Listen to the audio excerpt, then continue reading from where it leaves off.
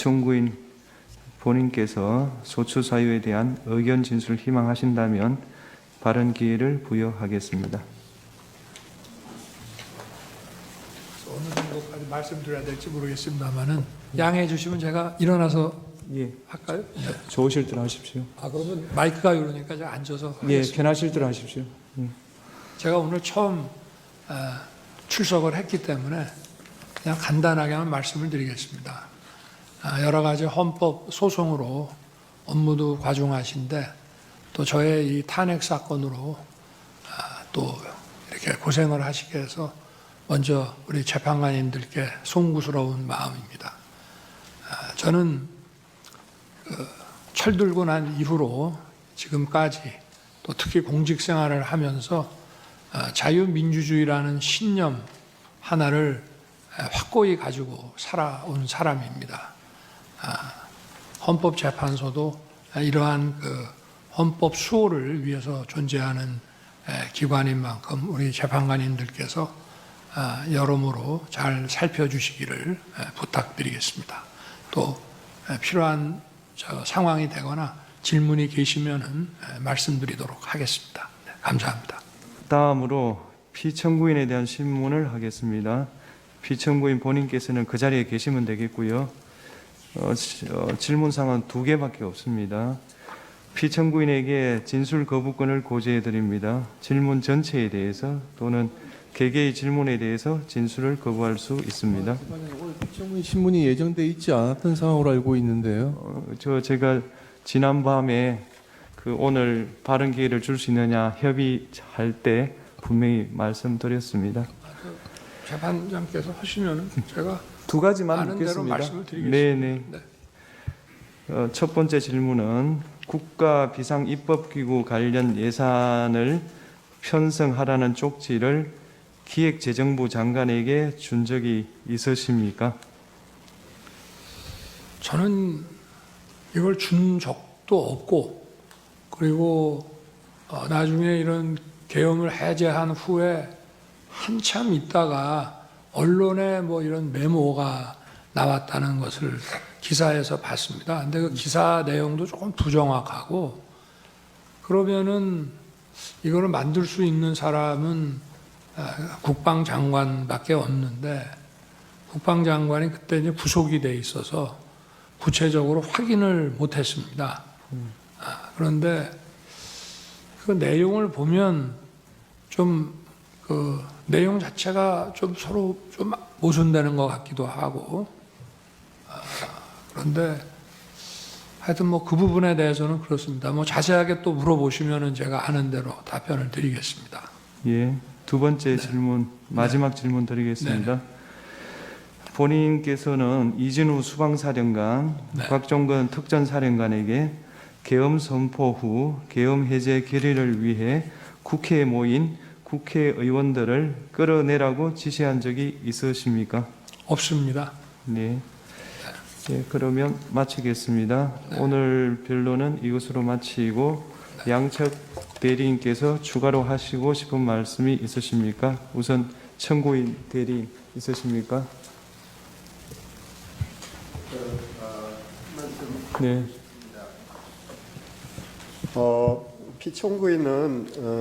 피청구인 측은 지난 2차 변론에서부터 다양한 부정선거 의혹에 대해서 제기하고 있습니다. 그리고 어제 오늘 선거 부정 논리를 뒷받침하는 다수의 증거와 증인도 신청했습니다.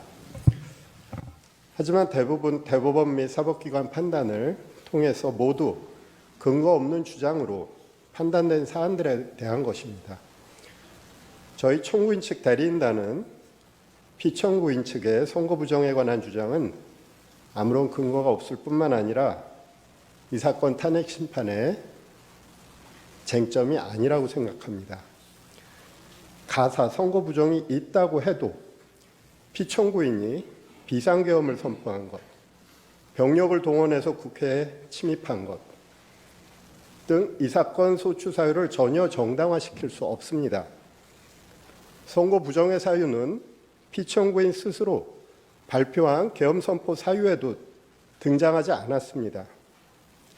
계엄 선포 도발에 실패한 이후에 비로소 자신의 행위를 정당화하기 위해서 그런 사유로 등장한 것입니다.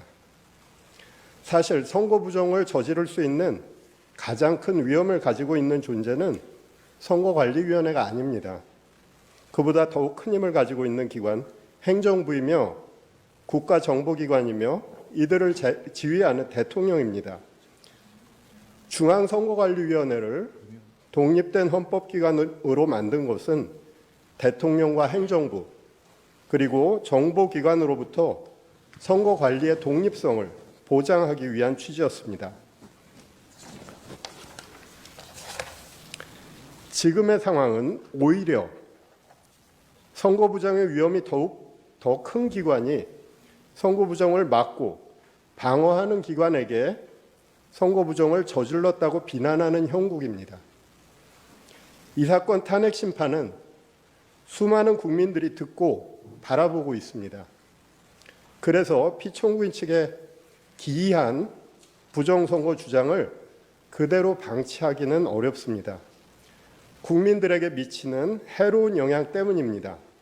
선거 공정성은 우리 민주주의의 생명이며 핵심입니다. 그것을 함부로 쓰레기통 속에 구겨 넣는 주장을 방치한다면 우리 민주주의도 어느 순간 같은 운명에 처할 수밖에 없습니다. 우리 대한민국의 민주주의 헌정 질서를 보호할 필요가 있는 것입니다. 사람이 가득 찬 극장 안에서 불이야라고 소리치면 수많은 사람을 해칠 수 있습니다. 현재 대한민국의 국가적 혼란 속에서 선거 부정의 음모론은 우리 공동체 자체를 파괴할 수 있습니다. 최근 서울 서부지방법원에서 발생한 폭도들의 만행은 이와 유사한 무책임한 주장들이 초래한 결과라고 할 것입니다. 존경하는 재판장님, 재판관님, 선거 부정론은 사법부와 검찰의 판단까지도 믿지 못하며 객관성이 없는 무리한 의혹을 제기하는 집단의 일방적 주장입니다. 이 사건 탄핵 심판의 쟁점이 아닐 뿐만 아니라 탄핵 심판 이후 오랫동안 대한민국 민주주의를 해칠 수 있는 무책임한 주장입니다. 더 이상 선거 부정의 의혹 제기 그리고 그와 관련한 증거 신청은 적절하게 제한해 주실 것을 요청드립니다. 이상입니다. 피청구인 측 하시고 싶은 말씀 있으십니까? 예. 탄핵 재판이라는 게 형사 소송 절차 준해서 하는 것이고 또 제가 지금 직무 정지된 상태이기 때문에 어떤 영향력도 행사할 수 없습니다. 그리고 이 사건 내용을 제일 잘 아는 사람은 바로 피청구인인 대통령 저 자신입니다. 그래서 그런 주장은 좀 이해가 좀 안 되고요. 아까도 이런 부정선거 의혹이 음모론이라고 하시고 계엄을 정당화하기 위한 거라고 사후에 만든 논리라고 하셨는데 이미 계엄을 선포하기 전에 이런 여러 가지 어떤 선거의 공정성에 대한 신뢰에 좀 의문이 드는 것들이 많이 있었고 또 2023년 10월 국정원의 선관위 전산 장비의 아주 극히 일부를 점검한 결과 문제가 많이 있었기 때문에 부정선거 자체를 색출하라는 것이 아니라 선관위의 전산 시스템을 전반적으로 스크린할 수 있으면 해봐라. 어떤 장비들이 있고 어떤 시스템에 의해서 가동이 되는지 그런 것이기 때문에 저희가 무슨 선거가 전부 부정이어서 믿을 수 없다 하는 그런 음모론을 제기하는 것이 아니라 팩트를 확인하자는 그런 차원이었다는 점을 이해해 주시기 바랍니다. 네. 이상으로 예. 청구인 측에서 보여준 그 영상에 대해서 예. 제가 그냥 짧게 한 말씀만 예, 이해를 돕는 차원에서 네, 하십시오. 잘 봤습니다. 그런데 아까 그 군인들이 본청사에 진입을 했는데 저 직원들이 좀 저항을 하니까 스스로 이렇게 나오지 않습니까? 얼마든지 더 들어갈 수 있는데도 저게 이 점을 좀 국회의 의결을 방해했다는 얘기를 자꾸 그 소추인 측에서 또 지금 민주당에서 하고 있는데 저는 그런 말씀을 하나 드리고 싶습니다. 가사 그러면 12월 3일, 4일 그 밤에 그 내려진 의결을 군을 투입해서 방해했다고 한다면은 그럼 그걸로 이제 더 이상 계엄 해제 요구를 못하고 계엄이 쭉 그냥 가는 것이냐? 저는 그렇지 않다고 봅니다. 대한민국에서 국회와 언론은 대통령보다 훨씬 강한 초갑입니다. 만약에 제가 무리를 해서 계엄 해제 요구 의결을 못하게 한다 해서 국회 아니라 다른 장소에서도 할 수 있고 그 이후에 얼마든지 계엄 해제 요구를 할 수가 있습니다. 그러고 그거를 만약에 막았다고 한다면 그거는 정말 뒷감당을 할 수 없는 일이라고 저는 생각합니다. 그래서 뭐 계엄 해제 요구를 막았다, 뭐 여러 가지 이런 증언들을 막 이렇게 모아가지고 그렇게 얘기를 하시는데 계엄 해제 요구 결의가 사실은 저도 그 방송을 보고 있었습니다만은 의원들 사이에서도 국회의장과의 관계에서 아니 빨리 합시다. 그리고 또 우원식 의장은 아니 그래도 절차는 밟아야 되는 거 아닙니까? 이렇게 하면서 좀 국회법에 딱 저기 맞지 않는 그런 아주 그 신속한 그런 결의를 했거든요. 그렇지만 저는 그거를 보고 바로 군을 철수시켰습니다. 그래서 국회 마당에 있던 사람들이 나갔고요. 그리고 아까 뭐 국회의장 공관 옆에 군인들이 지나가면서 마치 뭐 국회의장을 새벽 2시에 뭐 체포할 것처럼 그게 아마 제가 볼 때는 퇴각하는 과정에서 일어난 일이 아닌가 싶고요. 제가 드리고 싶은 말씀은 그거를 그 당시에 막거나 연기한다고 해서 그게 막아지는 일이 아니라는 점을 말씀을 드리고 싶습니다. 네, 말씀 잘 들었습니다. 이상으로 제3차 변론기를 마치겠습니다.